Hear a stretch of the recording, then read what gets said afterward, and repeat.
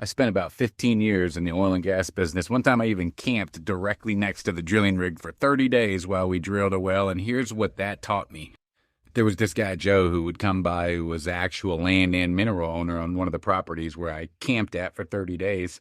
And he was an ex petroleum engineer, and he came by and gave me a bunch of tips on figuring out flow rate and bottom hole pressure and all kinds of great petroleum engineering formulas. You know, what you learn when you're drilling wells like that is A, you drill deep. There's not much left on the surface anymore. And there are multiple what we call pay zones as you go down through the surface. Just like in your business, there are multiple ways to get paid. And what we have to do is once we identify those pay zones, we do what we call completion.